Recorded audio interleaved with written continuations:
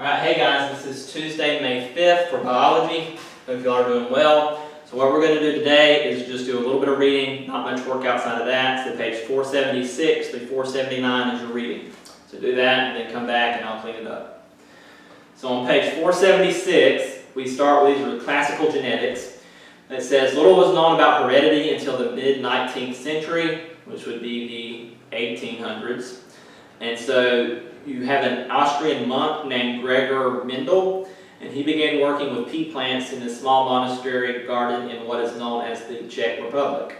Although Mendel's report on the results of his experiments lay neglected for 34 years, scientists rediscovered it at the turn of the century and recognized Mendel as the father of genetics, which is the study of heredity. So Mendel's experiments. When Mendel began his experiments with pea plants, it was already known from animal breeding that characteristics were passed off to the offspring from each parent, and that these traits were somehow carried by egg and sperm cells. But the laws that govern the mechanism of heredity were unknown. It was Mendel's task to uncover the secrets of God's plans for the continuity of life. So, one example here is he had plants with red blooms that always produced offspring with red blooms, and plants with wrinkled seeds that always produced offspring with wrinkled seeds. He said that the plants were pure for these traits, but they always produced them. Through many generations of natural self-fertilization, garden peas had developed into pure lines. It was fortunate that Mendel chose pea plants as the subject of his experimentation because the flowers of pea plants generally pollinate themselves. Cross-pollination, geez, can't read it, is rare among pea plants. So many pea plants here. And so you have, continuing on, Mendel took his pure lines and began to cross pea plants that had different characteristics for the same trait. For example, one set of experiments involved one of the textures of the seed coat. Each crossed plants that bred true for wrinkled seed coats with those that bred true for red round seed coats. He found that all plants in the first generation of offspring produced only seeds with round seed coats. This pattern held true for all the traits Mendel studied. And so you have law of dominance. So Mendel concluded that these traits were caused by paired heredity factors that today we call genes. Generally, each parent transmits one gene for each trait to the offspring. In modern genetics, different forms of a gene for a particular trait, such as colors are called alleles.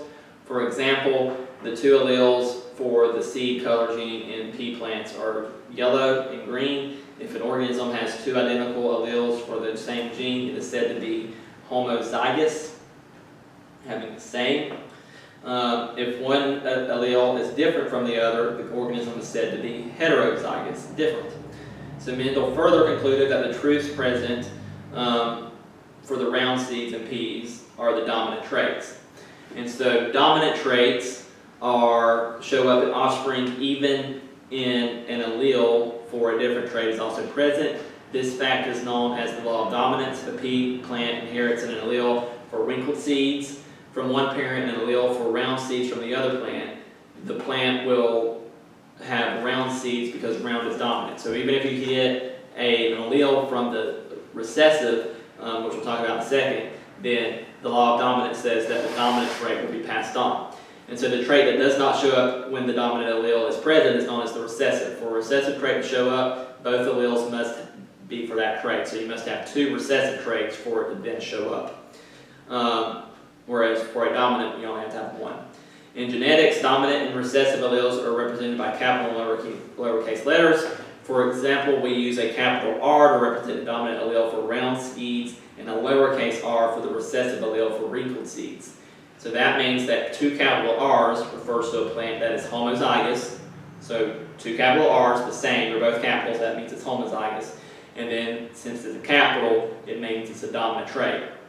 One capital R and one lowercase r refers to a plant that is heterozygous. Notice you have one capital, one lowercase, so it's made up of two different.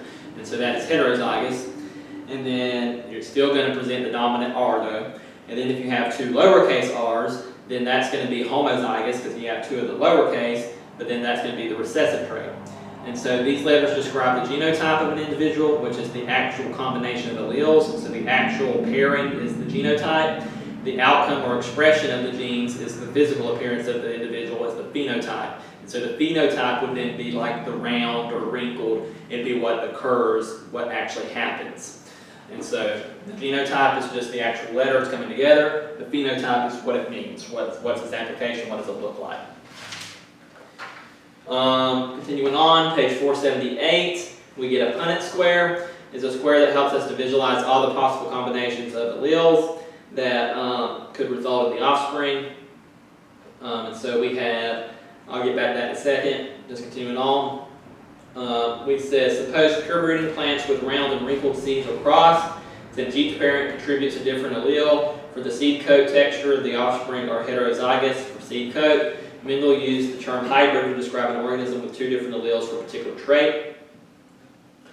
Law of segregation, when Mendel caused the hybrid plants with yellow seeds, he found that they were always some plants with green seeds, which in the generation. Based on these results, Mendel formulated the second law known as the law of segregation. This law states that alleles for each trait segregate or separate randomly during the formation of gametes. Mendel observed that because of the segregation of alleles into different gametes, about 1/4 of them showed the recessive trait. Incomplete dominance is, since Mendel's time, science have observed that the law of dominance does not hold true in every case. When Japanese 4 o'clock plants with white flowers are crossed with plants having red flowers, then the generation consists only of one plant of plants with pink flowers. This mixing or blending of traits is called incomplete dominance. The red parents for the genotype RR have red pigment in their flowers, with the genotype WW do not have any pigment because their cells cannot make any pigment, their cells are white. And so basically what happens is the two are going to mix, and they're going to end up mixing. The dilation of the red pigment gives the appearance of pink. And so they're basically going to mix the white and the red together. So sometimes that's incomplete dominance, where sometimes they come together and form something kind of in between. And then 479, we have the law of independent assortment. Another set of experiments Mendel analyzed for more than one trait at a time. For instance, he crossed homozygous purebred plants having yellow round seeds. So now you take the color and then you take the shape and combine them together. And so that's going to just deal basically with two Punnett squares together mixed in one there. So again, it depends on if it's incomplete dominance or not, but it's basically going to be the same process.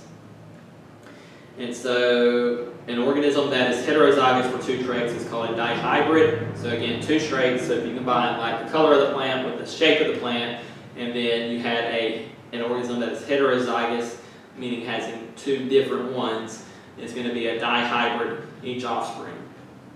Having, for example, it says a capital Y, lowercase y for the yellow seeds, and then a capital R, lowercase r for the round seeds. So it's heterozygous, the capital and lowercase match up there.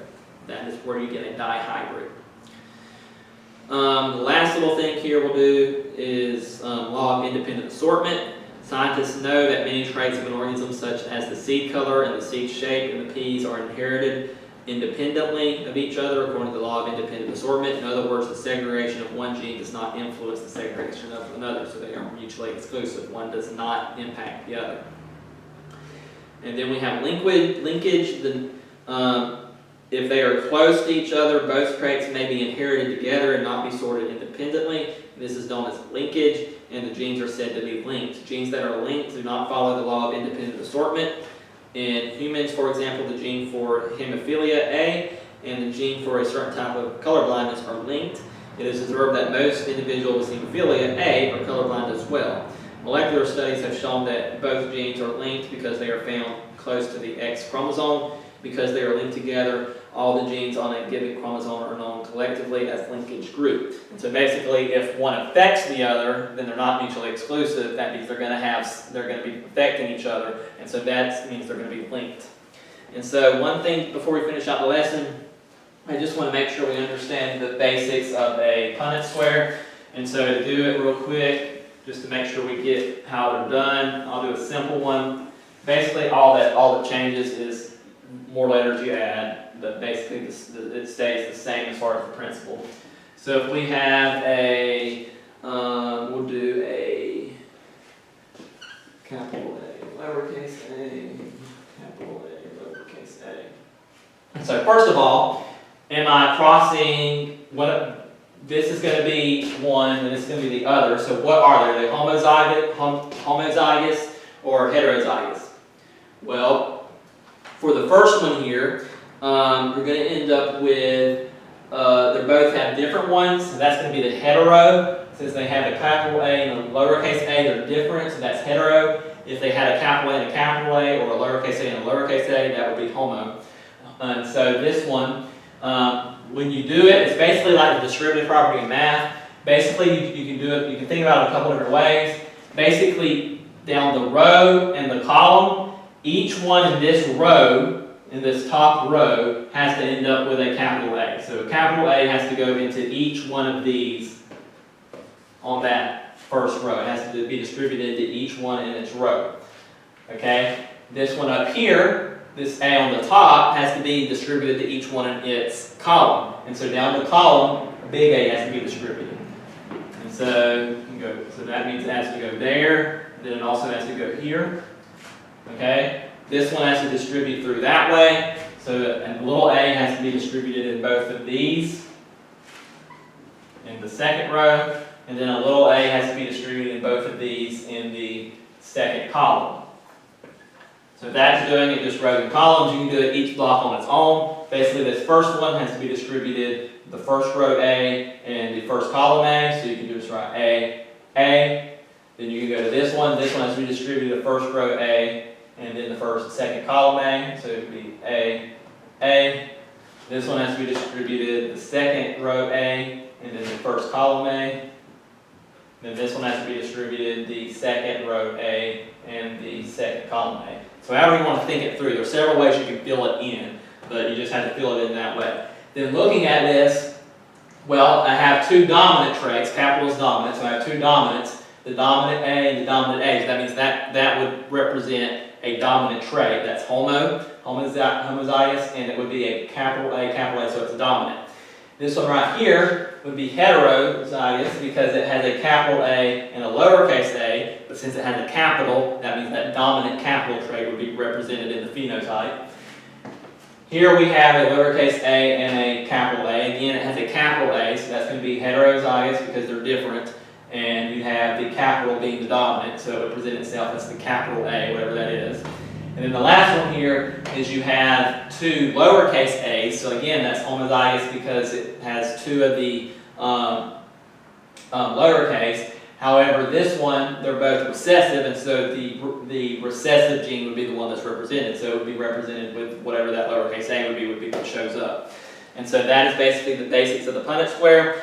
The only thing that changes if you add in multiple letters is you just add in multiple letters. That's all that changes. They give you a description of that on basically the top and bottom of page 478 and 479. They go through the examples there. But as long as you understand how to fill it in, basically it stays the same. And so that will be today's lesson. Hope you'll have a good day. No homework today. We'll finish the homework tomorrow.